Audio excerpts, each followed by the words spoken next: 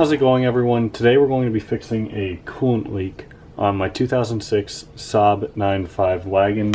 This is apparently a very common failure point on these cars, and this is the coolant bypass valve right here, which coincidentally is placed way back down under there. So this car actually has two coolant leaks right now, one of them coming from there, a second one coming from the thermostat, so you'll see that in a video very soon. But today we're just going to be focusing on this. It's very hard for me to get the camera down in there to show you where it's leaking from, but I did get a photo of it, so I'll put that on the screen right now. You can see that something's wrong, maybe it's cracked or I don't know, but it's definitely leaking out of there in one place or another. So without further ado, let's go ahead, get into this repair. In order to do this, we need to start by pulling this little cover off here.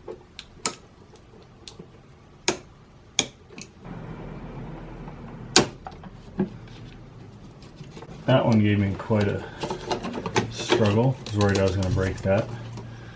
Tuck those away. Now there are two 10mm nuts that hold this bracket on.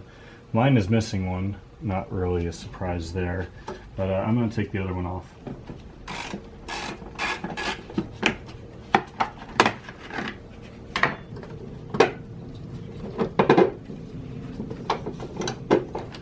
Pulled off that little electrical connector right there. There's just a bunch of dirt pouring out of this.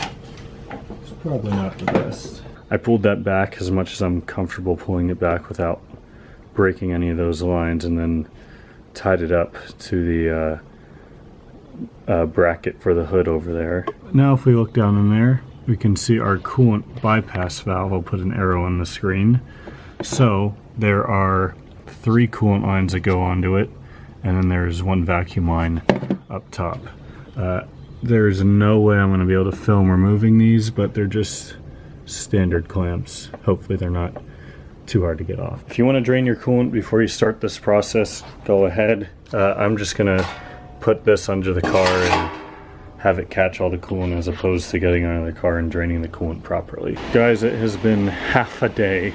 Literally, I mean, well, I stopped to do the thermostat, so thermostat's done, but I broke a bunch of vacuum lines. Not sure if I mentioned that already. I'm gonna turn my fan off here so there's less background noise. I ran up to the hardware store and got a set of these pliers, which were kind of useful, not really.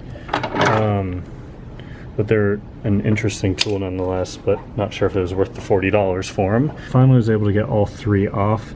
So what I'm actually going to do, I have a bunch of spare hose clamps, so I'm going to replace the 3 hose clamps like that are on there with 3 of these. That way when I go to tighten it one, and if I ever have to do this job again, these will be a lot easier to take off, just given their insanely difficult position. Not sure if I also mentioned this, but if you look down in there, you'll see that one hose has an X on it. That's the top hose. You don't want to mix these up because it is a bypass valve. You don't want coolant going to places where it shouldn't be, and vice versa. So yeah, I'm going to take a break though, because that was a lot of struggling, but it is finally out. So my recommendations would be: 1, make sure to mark the top hose on the left side there, and 2, this might be worthwhile getting. A lot of other people recommend getting this exact tool for this job, but there's a little bracket you have to pop this out of on the back side. Once you do that, you can get the bypass valve to probably about like right here, which isn't much better, but you can kind of rotate it a little bit. So I took off this hose first and then these 2, and once you get the second one off, you can kind of wiggle the third one off because you'll be able to rotate this. New hose clamps are on. And so now it's time to put the new bypass valve in. Hopefully this installation will be a lot easier. It felt like it took about 2 hours, but I probably got this done in about 20 minutes. So there's the hose clamps. You can see where I have them all positioned. So this one I put on the back side because when I have this loose and I'm wiggling it, I can access it like this if I do need to remove it again.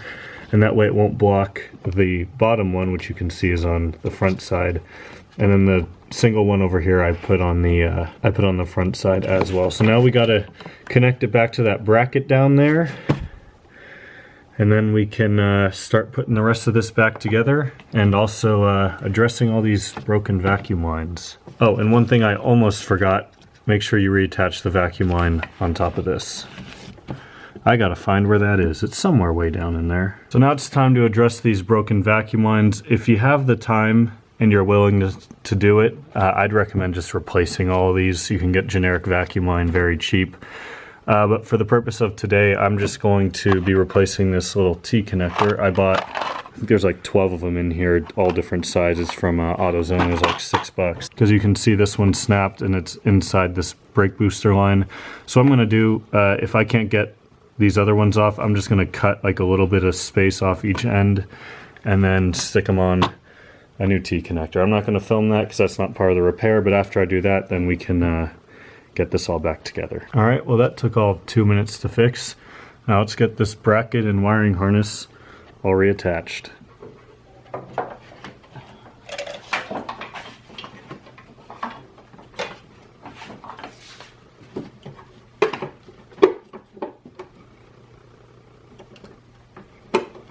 Remember, I only have one nut holding this on, so I'm gonna see if I can find a second one that'll work. And I found one, beautiful. That's why I always, oh, my dad, I should say, holds on to all these spare bolts and nuts when you're working on cars, because you never know when you're gonna need them.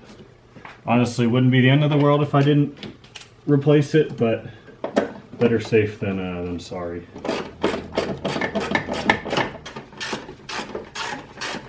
Can pop this side back in. Put this plastic cover on it. Let's get these two electrical connectors.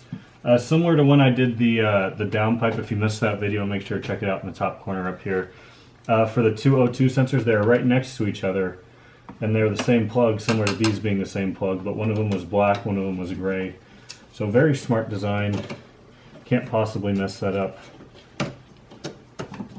Probably should have put the gray one on first because it's in the back, but you know, oh well. This little black cover on. Now with the car all back together, I'm going to fill it up with coolant. I use Dex Cool and I use the concentrate, so I'm going to put 50% concentrate, 50% distilled water in there, and we'll let the car run with the cap off and top it off if we need to. Takes skill to not spill a full gallon of whatever when you start out. Oh yeah, I nailed that perfectly. I could just get a funnel, but I'd rather build the suspense and make it interesting. Alright, so it's up to where it should be. I'm going to start the car, let it run, clean up all these tools while it gets up to temperature. And I think that's going to wrap it up. So thank you all so much for watching. I hope you found this video informative. I think the smart move is to definitely replace those clamps with the style that I put on to make it a lot easier in case you ever need to do it again in the future. But yeah, thank you all so much for watching. If you enjoyed the video, make sure to give it a thumbs up, and I'll see you all next time.